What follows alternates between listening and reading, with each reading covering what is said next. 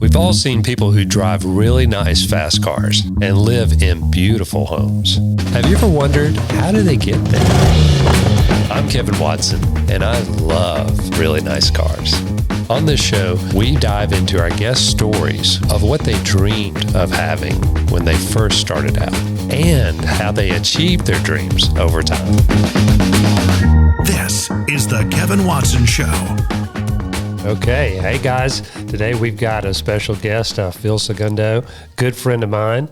Met him probably last year sometime, came into our car club, and he has some beautiful vehicles. We'll show you some pictures of his GT2 RS that he brought, and is gorgeous, and in red. Everything's red. I like that. Yes, so I always like to start off, Phil, with asking, how did you get into cars, and where did that love of cars come from? Man, it's just, I guess it's in my blood, just with having my, between, my dad when we were younger having Porsches, and ultimately it was me just being a young boy when I was, 3, 4, 5 years old, being on the big wheels, having the different types of big wheels. The one in particular was the Green Machine. Oh, yeah, I love that thing. That thing. And it was so slick on the back, you could just spin. Oh, yeah. I had that thing. We lived up in Pleasanton, California. I was surprised we didn't get hurt more often. Yeah. I did get actually hurt a few times on that thing. But I used to ride that thing, and I just remember going fast. It was green. It had the toggles, left, right. Yeah. Had the front wheel and then the two in the rear. And that thing was just fast. And I just remember being young and just being, this is freedom. Yeah. And doing spin outs. And what is it about that adrenaline or whatever when we're going fast that's just...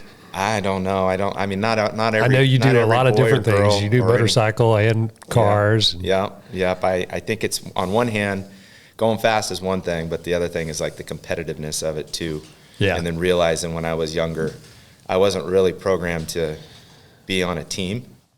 Gotcha. And I know that sounds selfish, but I used to get so frustrated when, you would be better than somebody else, but because of the politics, somebody else got that spot. Yeah. So that kind of put me into a position to say that, I'm gonna get on a dirt bike and go race. And if I do bad, it's on me. If I suck, it's on me. That's right. That's right. So with that being said, when I was younger, being on a big wheel, going fast, and then ultimately learning how to ride a dirt bike, and realizing the freedom of it, and going out to the hills before I got into the motocross stages, and just being about being on the bike and having, let's say, your buddy that has was a Z50 back then in 78, 79 when I was riding my first bike, and going faster than him. And I beat you, and so that's what got that adrenaline going and that need for speed going. And then ultimately being around fast cars and people that had fast cars. Some of my dad's friends back in the day, my dad himself had a few Porsches that just, having the 70, I think it was a 78 or 79 924, a black one, and then he had a green 928 and 79. I remember seeing that thing. I love that. And if you do the kind of comparison to having a green machine and then having that green 928 Porsche, it even back then, it even came with the gold rims. And I just remember that. It was an incredible looking car, and it had that bubble. What color green do you recall? It was a metallic. I can't exactly remember, but it was that metallic, that British green kind of, but it had the metallic to it.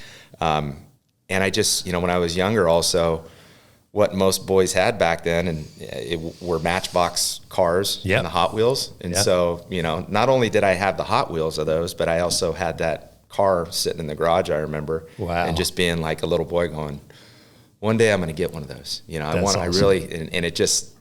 not knowing what the cost was, it was just I want one of those one day. So with that being said, it was okay, so how do you go forward with that? It was always a dream of mine. And then lo and behold, as we got older, it was how do we afford this stuff? Because realizing it's not cheap. No. And then also, it wasn't just about, when I was younger, it wasn't always about just, okay, we're going to buy this car and I'm going to drive down the road and everybody's going to be like, look at that guy, he's cool. Yeah. It was never that way. You weren't doing it to impress others. No, man. You're just doing it because you enjoyed it. You'd catch me and my brother doing dumb stuff down the back roads and trying to be, faster than the other, and with our buddies that had cars too, and we had junky cars though, but we were still trying, you know, and I think that's still the way it is in this day and age, even that you got these kids that are in the back roads having their races. Unfortunately, it's not safe. I don't condone to that and I don't support it, but, boys will be boys, you know? And that's just kind of where it all started at. We're testing those limits. Yeah. Hopefully not finding them. Yeah, exactly. Exactly. So tell me about your business and maybe even if you want to relate that in. I was just thinking of something, and maybe you can tell me how this relates to business. But you know how in racing, especially the faster you go, the more it affects you. So there's a cause and an effect, right? Right. Whatever you do, whatever you cause, there's an effect. And sometimes we don't understand physics as well, right?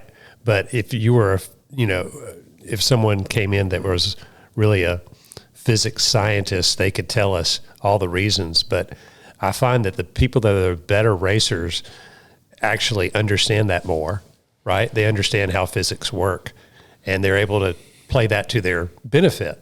I think it was Mario Andretti that said that his best turning is with his brakes, and just learned how to shift weight from one side to the other in order to get better grip to be able to turn better. But how does cause and effect, and how in your business, you and your brother and your father built very successfully, how has that had an effect, and maybe relate it to all that? I think, as far as what was said with, how you approach business, you could either run it real conservative and not, go too fast, if you will, like you would in a car, if you want to put in that comparison. Yeah. Or you could just be a complete idiot, knucklehead on the gas pin and not know how to use the brakes and ultimately crash. Yeah. So you got to find, like Mario Andretti would say, like, you got to find that fine line. You got to know how to be able to be right on that edge and find a balance. And I kind of refer to it as being on a tightrope, if you will. Yeah. Like you're always, imagine in the pictures in the old days when those guys would be from skyscraper to skyscraper on a tightrope, and they have their high wire act, and it's kind of that way. Unfortunately, it sounds kind of sad in a lot of ways, but it's a risk. You have all these different entities that are impacting it. Yeah. You have the economic standards, you have government regulations that come in that make an impact on business. Right. You have world economic all the geopolitical, that change everything. I mean, right now is a perfect example of what the world's in, and how much it weighs on not only my industry, I mean, even your industry, everybody's industry. Yeah. And it's not even from a standpoint of work. It's nothing that we did. No. It's just the impact. And so how do you deal with that? And have you done that in your career? Oh, yeah. I mean, there's been so many trends and so many, events as far as the economy is concerned to where you make those adjustments. Yeah. You slow down. I mean, you got to look out. You got to be able to kind of foresee what's going on and see the trends and back off. It's kind of like when you're in your car, you're looking ahead and you see, a deer in the road, like you could see something's up there. So slow it up a little bit, be cautious. On the other hand, when it's time to pin it and you see a good opportunity, you got to run with it. And sometimes there's a risk involved that, it's kind of like an all or nothing type deal. Yeah. And we've done that a few times, and thank the Lord that, it's worked in our favor. It's not the way we want to conduct business, and it's not the way that I will do business now as I'm older. Maybe when we were younger, the gambling aspect was a little bit easier to be like, if we fail, we could start over. We got a little more tea in the system when we do it when we're younger. But, you said something that makes me want to explore a little bit more. You're talking about, when you see an opportunity and just pinning it, I know that sometimes those don't always work out, but just like driving a car, when you're testing out a certain technical turn, right? And you do it the first time, you're like, okay, my car's got more, I can do it better next time. Right. So maybe testing your company and going, okay, we thought we did well, but we could pin it even more on the next time. Right. So experience, right? Having that experience, how does that help? Experience is huge, but it's also being humble in that you hire better people that help you actually manage it. There you go. And with me, like I've always been so humble and so grateful to have those individuals that are that have my back. Yeah. You know, and that's the main thing. And in this day and age, I think that's what a lot of companies and a lot of people are not. Don't try to be the end all be all. Make sure that you have people who know those things better than you. Yeah, and old school ownership is out the window where I'm the boss and I know everything. Right. You know, I've always been like, show me, like do it. I want you to. I think the one of the big criteria of successful business is humility. Yeah. You know, and knowing. We say around here that our reverse gear is in perfectly good working order. Yeah. Yeah. You know? Right. Hey, this is what I think, but help me understand why you think it's different. Right. You know? Right. Where we can learn from that. Oh, absolutely. And, you know, the other thing is when you make mistakes, it's never been, you know, for me, it's always been a group effort, and I'll even take the brunt of it, being at the helm of the company per se. But making sure that, you know, we learn from it and we move forward and we don't, you know, lay down too long over it, that we get up, we pick ourselves up, right. and we keep moving on. Yeah. And basically, you know, you might get some scars and you might have some tears and it might hurt a little bit, but we can do this, you know, and a lot of it has to do with faith too, where I put a lot of prayer into it and a lot of support in that respect, and not just for a long time. I've always been a Christian, but I wasn't a practicing Christian per se. I was check the box at some point, you know. I finally, as my kids got older, I got more into my faith, and it really opened up the whole idea of let everything at Christ's feet, like let him lead your way. Yeah. And that, in a lot of ways, when I've hit my lowest, darkest points, have been my brightest moments. Yeah. Where I'm like, praise the Lord, and wow, like that just happened, and I cannot believe and that's the hard part to figure that out. I'm glad you mentioned that, because I was thinking that too when you said that, about letting the Lord do his part. And I think we try to do too much of that. I think we try to drive a little bit too much and don't let Jesus take the wheel, if you would. Yeah. You know? I know that song. Yeah. and I think we do that a lot of times. And I agree 100% that when I've just had faith and let God do it, it's actually easier. Things happen easier. Absolutely. When it's in his will. Yeah. You know? Yeah. Yeah. And you can't control it.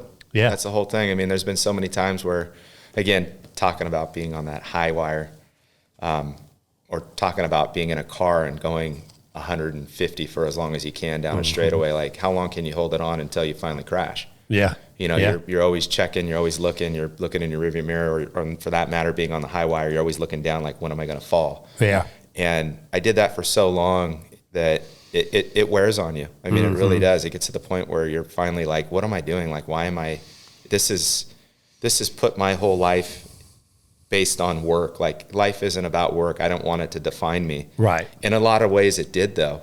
Just with my upbringing. It's hard to keep it from doing that. It really is. I think it's a daily battle in our mind to continue to go, am I doing this for work and recognition and all this, or am I doing it for the Lord? Am I committing my work to him? Right. And with that, even, I mean, it was back in, you know, when I was in my early 30s and getting this company rolling, having the highs and lows, the peaks and valleys, and being like, you know, one day I'm going to have this much money and I'm going to do this with that, and I'm going to own that and this. And I look back at that and it's so foolish. You know, it's funny, because I think a lot of people are trying to achieve that still. I agree. And now at 50, I look back and I'm like, it's very deceptive. You know, Satan is a liar, you know, and I've gone down that road going, okay, like you, I'm going to have this and this and this and this by the time I'm this age or whatever.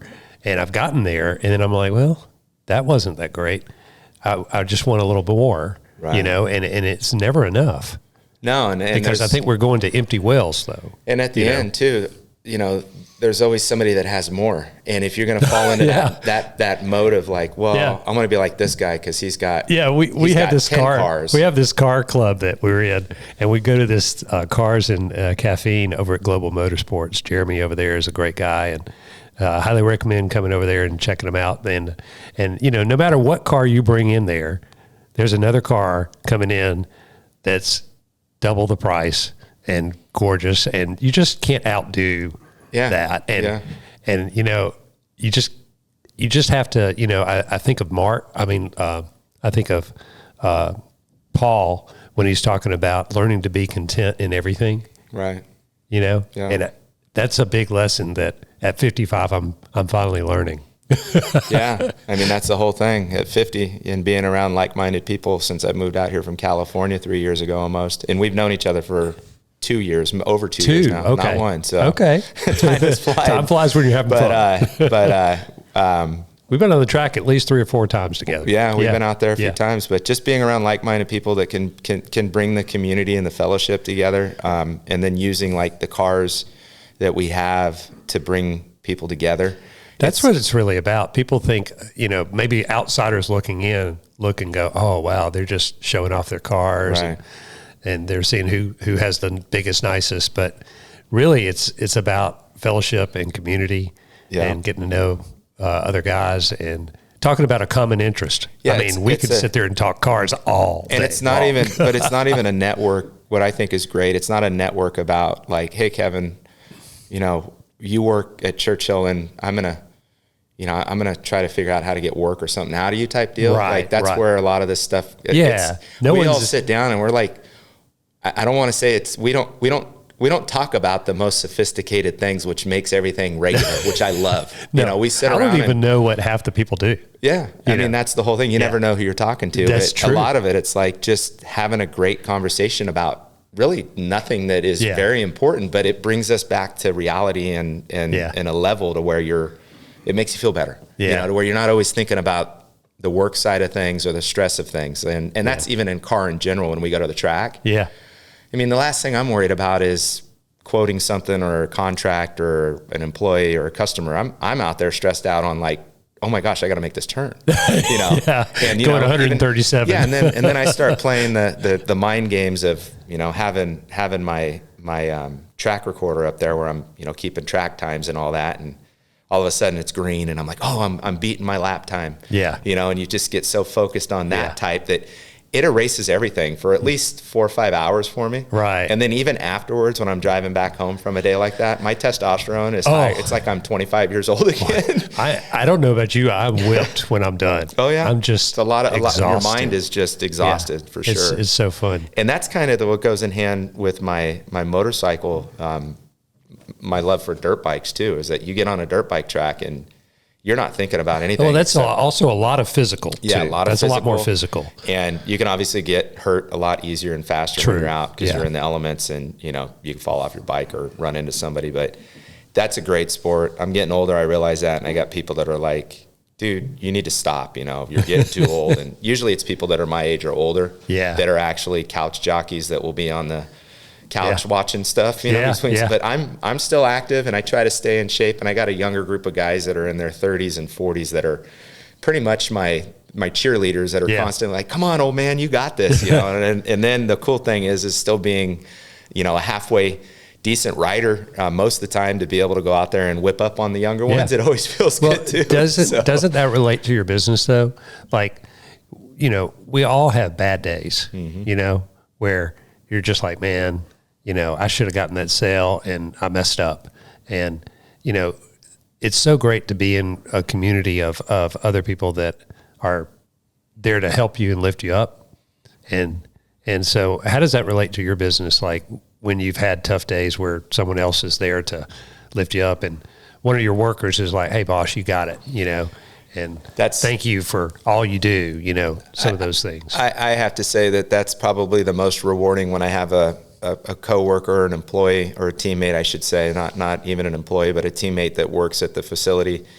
Being that I'm now here in Nashville and the facilities in Northern California, it's always a great, when I go back there and I hear oh boss, we've missed you. Like, where have you been, man? And I have one individual in particular that every time I go back, he's like, I just want to let you know that I pray for you and your brother in this company every morning. And he's like, I love what you guys have done.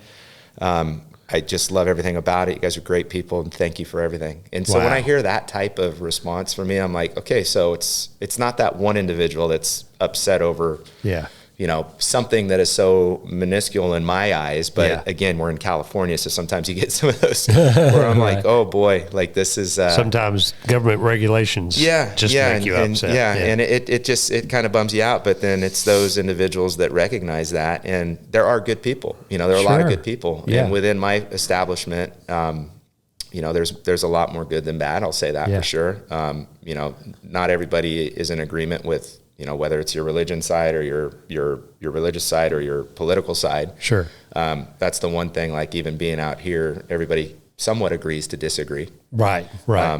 California's a little bit different monster.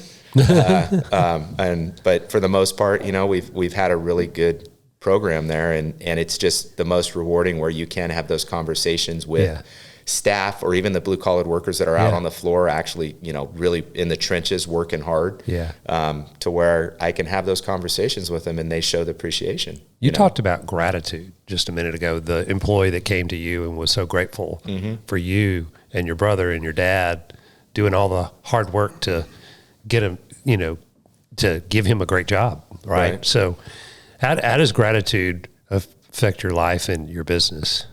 It's so important. If you don't have gratitude, if I'm not given gratitude, I'd rather give it than receive it, obviously. Sure. It just feels a lot better. Yeah. I didn't know that concept up until probably about 15 years ago, to be honest with you, but to be able to steward that is such a better feeling. But it's necessary, man. Everybody needs each other. Everybody needs to be recognized that they're loved, on the other end of it, I think on the rankings, gratitude, like employees feeling that their leaders are grateful for them is higher than pay raises and higher than days off. Yeah. So it's a pretty high ranking, that just to know that they're part of a team and growing. Yeah. I mean, and again, it's not everybody's open for that gratitude though, unfortunately, too, because there is a lot of evil still out here, and it's unfortunate. Like when I'm back there and you try to ease into somebody who you know is not open to your ideas. And I don't want to bother him, but at the end of the day, I don't want to walk by him like I don't know him either. So you're always trying to break through to them, or, make a comment like, I'm praying for you. And they look at you and kind of roll their eyes. And I'm like, and I still say, I saw that. I'm still praying for you though, man. I think that's what you do, right? Yeah. Right? I think Mother Teresa said something about, people are going to do this and this and this and not really be grateful for all the things that you do in their life, but it doesn't mean you stop doing it. No. You keep doing it. And the other thing is too, we can always keep looking back on everything that went wrong and always kind of have that chip on your shoulder, if you will. Sure. And then you could always look forward on what can happen. Yeah. And be, what do you want to say? Anxious over what could happen. Yes. But what ends up happening is it just robs our moment. And that's what I realized too. My wife has said to me, stop stressing on stuff that's not even real. Amen. And she says, stop looking back on what you already know happened. Yeah. And I'm like, oh yeah, that sounds real simple. Joanna has wisdom. Yeah. But and even my daughters, they say the same thing. And, when they're young and sprite and haven't been through. Isn't that cool where your daughter says that? Oh yeah. And that's it makes me, on one hand, I used to get well, you haven't been through anything yet. You wait. And that's not the way you're supposed to react. No. That's just being a crabby old business owner, basically. You don't know what I've been through. Yeah. So, and I try not to be that, type of role model of a dad. We have to, I've got teenage boys, and I'm talking to myself probably more than you right this moment, but I have to remember that one thing that they're stressed about is their whole life. Mm-hmm. Right? Yeah. And in their perspective, that's a lot, right? Where I look at it, looking back with experience like you, and I go, dude, that's nothing. Come on, man. That's nothing, right? But, exactly. And for them to say that to you is quite a testament to how you and Joanna raised them. Oh, yeah. That's pretty awesome. Oh, yeah. She's, there's been the devil advocacy there between me and her with the kids and, the good cop, bad cop type deal. Yeah. And sometimes I'm the good and the bad, and vice versa. I get that. Whoever you got to love them right. Oh, yeah. You got to love them right because, we've got to keep them disciplined because, if we don't, the world sure won't. Right. The world will let them go wherever they want to go. And it's ruled by not by God, but by Satan. Yeah. And so the scary part there is we let them go to their own devices, and Satan is very slick and very good at getting them into trouble real fast. Absolutely. I mean, and with that, I mean, my daughters, they have a good grounding, doing really well with their school and really well with their Christian beliefs. That's awesome. Very devout Christian girls. And, God gave me the three of them as I want to say some payback from my wild days from when I was a teenager. And, and that goes to one of the principles that I can see in your life, if you don't mind me saying something, is I think one of the the best principles of life, especially if you're, either one, a guy or a gal, is one of the number one things in your life is who you marry. I think that can make or break your success in life, and joy in life for sure. Yes. And you and I are both blessed to have some awesome wives that have helped us tremendously. And I think if we were talking to the next generation, which we want them to hear these things, is just be super, super, super careful on how you do that and vet that out for a while to make sure. Yeah, and that's the right one. That's what's scary nowadays with social media and all that. Like the old school way of these kids meeting each other and all that. It's scary. I look back and the dating apps and all the craziness online, and I'm like, wow. I remember meeting my wife and just knowing, when seeing her, like I'm going to marry her. Like I had that, but I saw her. And we had conversation. Yeah.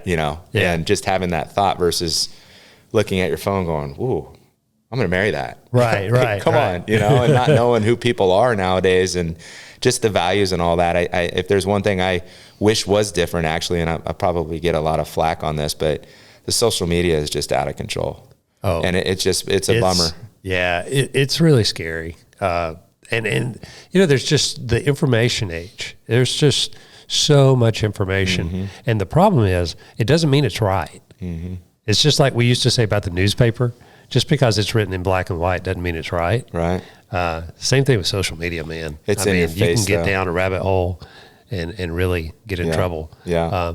So when you are faced with challenges and trials, what's sort of the process you go through to vet what you feel God's will is and what his direction is in a fork in the road, Yeah, I mean, I've been down that so many times, and I've been to the point where it comes with experience. It's like taking that turn. But again, taking that turn a lot of times. I've taken the wrong turn repeatedly a few times in a row. Don't we all learn the hard way a lot of times? Yeah, and a lot of that has to go with again your heart. Where you're feeling one way, but you're not thinking the right way. Right. Or the other way around, where you're thinking too much and you're not feeling enough out of your heart. So a lot of times now when I get into a position to where I'm completely stuck, first of all, I just kind of try to go in a silent mode to where I'm not making an abrupt decision right then and there if it doesn't have to be made. Right. I think it takes time to really, they say sleep on it. Yeah. And with that being said too, it's like, your emotions can run wild, and at some point you gotta get those emotions back to an even ground and make those decisions. I put a lot of it into my faith now. I talk with friends quite a bit too, just as well. Counseling with wise, wise people. And talking with people that are, within the same cloth, I guess, if you will, but at the same end of it, it's not always good feedback. Right. But I'm not looking for talk therapy. I'm looking for people that actually have a good opinion and a good outlook on, right from wrong. Right. So it's good to be able to talk things out and to get things off your mind, obviously, for anybody who goes through anxiety or depression, to be able to get that off your heart and out of your head. And sometimes when you do that, I find that I actually find the solution just by talking. That's it. By getting it out. Yeah. Yeah. And it's important that, we download all that and that we put it off into the cloud somewhere. Yeah. And it's good to have a good friend that will listen. Yeah. Oh yeah. And just like King David had Jonathan, and they had brotherly love where they could talk it out and be real with each other. I think that's the camaraderie too. When you go back to the cars, Yeah. Like you have certain people that you talk with at a higher level, like our men's group. I just started attending that with you again. Yeah. Even Kyle, going to Treco and those guys, like it's been great for me to be able to hear and then also listen and not always talk and, just to hear everybody, to have the discussion. And that's all based around the car community. And then on top of that, cool. Even with my motorcycle group, my buddies that we ride bikes with, they're all a little bit younger than me for the most part, and they have young kids and families. And, you could see a lot of them are like, a couple of them are like, hey man, I can't go racing this weekend because I got to watch the kids. And I'm like, you know what? I've been there. Do it because it's worth it because you can't take it back. You only get a certain number of days with them. That motorcycle will be there. And he's like, I know, but I want to go race and da-da-da-da. And I'm like, it'll come. You'll have your day. Yeah. Anyways, that's the one thing because I did a lot of racing when my kids were young. And thank God, Joanna, she used to load the kids up in the RV and go with me. Yeah. But, that's the whole thing though, getting back to just the camaraderie of those sports. Yeah. And then not to mention it was like, oh my gosh, I get to get my adrenaline fix. Yeah. At the same you get to time. do both, right? Yeah. So that's part of the thing in reflecting back to how speed the cars and motorcycles, not the drug, has helped me out, you know? Yeah. And again, it's not using it as an addiction. It's, it's more of a, because if you're using it to, I went down the rabbit hole of, when I first moved here, going through some anxiety, just relocating and not having my security blankets that I've had for all those years of living in that same area for 47 years. And then moving out here cold turkey, living on 10 acres and creating new friends. It's like starting high school all over. The thing was though, it was so easy to meet people because people were more forthcoming. Right. And with that being said, it's just like we're in a welcoming area. Yeah, really and people were real and intentional. There was no angle, and like we talked, like you never know who's who in this community. Yeah. I mean, you could be talking to a hedge fund guy who's worth this and that, but he's wearing boots and looks like a cowboy, or and you're like, wow, I didn't know that. I don't care, Or on the other hand, you talk to somebody who doesn't really have anything other than they're just happy and joyful that you let them sit in your car. Yeah. And isn't that cool? That's the type of stuff for me that just, it's heartwarming. It's awesome. I love doing that. That's the best thing. I love when the kids want to sit in the car. So I love doing that. Yeah. I mean, because that's where the dream starts. Yeah. Oh yeah. And that's where it starts. Well, we've got a couple minutes left. So I would just say, if you were talking to yourself, let's say you're 50, you just turned 50. So if you're talking to yourself, let's say 20 years ago when you were 30, what would you go back and tell yourself to do? What lessons have you learned in the last 20 years that you could pass forward to the next generation here? I would put more faith. I would have put more faith into my Christian beliefs. I would have been deeper into the book and working with the Lord more. I look back at that and I spent so many years trying to control my destiny. Yeah. And that was the wrong thing to approach. Things will come when they're meant to be, and the Lord aligns everything up when it's timed right. It's so true. And don't set goals too high because you're constantly you're gonna shift up on that. You're gonna always say, "Oh, I want more." And it could be anything from the material things in life to money. Yeah. But the main thing is like you got to surround yourself by people that are going to be supportive of you, people that really believe in you. Your faith is key. If you have children, make sure that you just cherish them as well as your spouses just as well. Yeah. It's important. Always date. Yeah. It's very important. You have to live by your heart. You have to open your heart up, and you're going to go through trials and tribulations, and you're going to have joy too, because when you hit the bottom, the only way you can go is up. And so you have to open your heart up to realize, like, if you have issues, deal with those issues, and it'll open the door up and you'll find joy.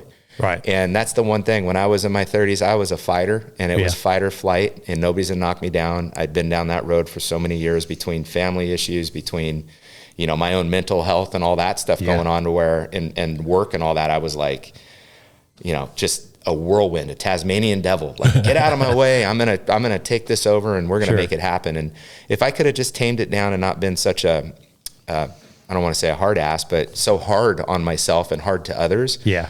And laid more out for the Lord, and maybe, softened up a bit. Yeah. It probably would have added a few more years back into my life because all I did was stress. And I still get in that mode, even at 50, to where I start going, like you said, going down the rabbit hole. Yeah.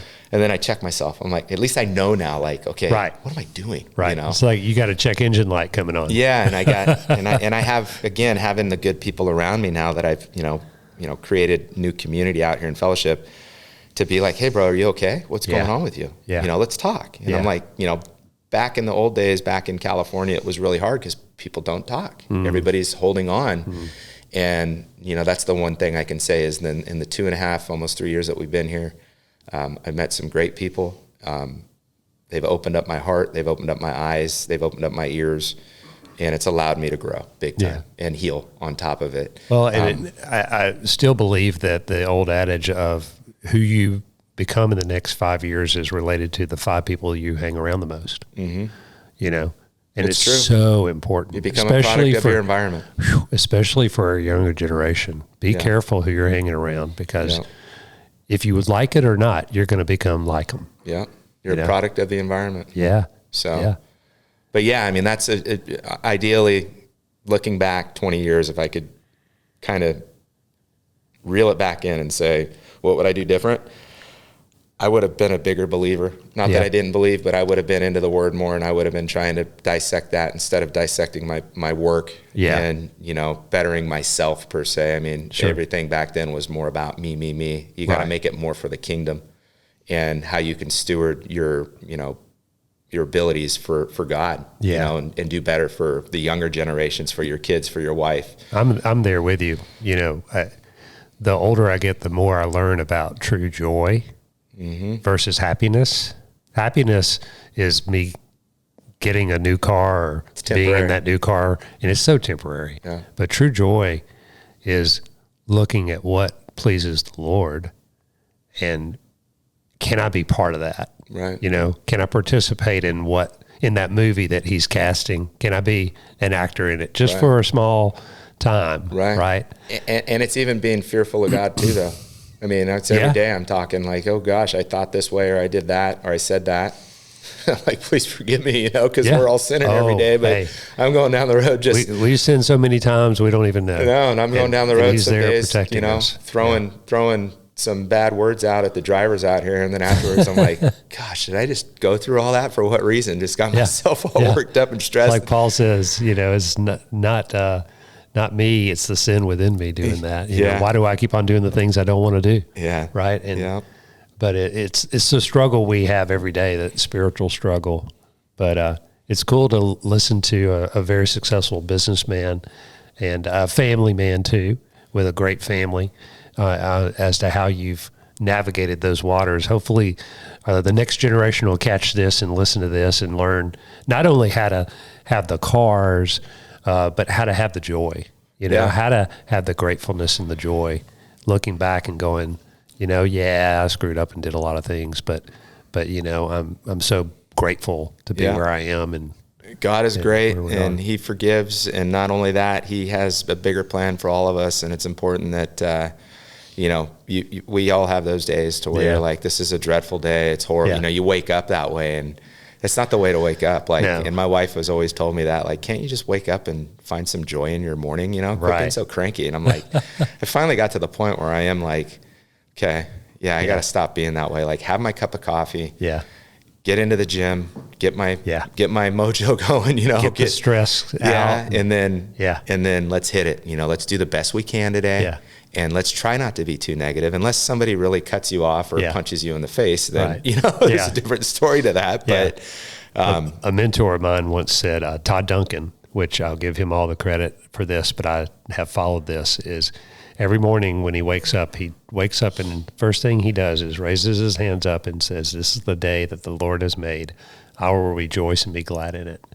You know, just starting with gratefulness. And I find that when I do that, the days that I do that are so much better. You know, just knowing that, giving him the credit for it, and living in the moment today, not worrying and having anxiety about what's going to happen tomorrow, because most of it I can't control anyway. Right. And half of it's not going to even happen. Or more than half. And not living in the past with regret, you know, because Jesus has died to forgive me for all that. And so just living today with him and with my friends, you know, and just living life together. We're just here for a short time. Yeah, you know, and it's going to be quick, and I hate putting it that way, but I remember being younger and having my elders make that comment, and I'd be like, "What are you talking about? I've been here forever. I'm 15." Yeah, we're invincible now at that I'm 50, age. and I'm like, "Where did it go? This is Yeah. crazy." But yeah, life is short, so make the best of it, man. It's important. Well, thanks for being here on the show. Thanks for having me. Appreciate it. I love the wisdom. That's going to be a great episode. I hope people will listen to this and forward it to others. Well, guys, if you need to get in touch with me, you know how, and would love to connect you to our Harpeth Car Club or anything like that, and come visit a bunch of great guys. And of course, if you need a mortgage, we will do the mortgage for you as well. Purchases or refinances or even reverse mortgages, we can do those as well. And we're in 49 states. But Phil, thank you for being on the show. I hope that your wisdom will go to all the next generations. Pleasure. Appreciate it. Thank you. Appreciate you.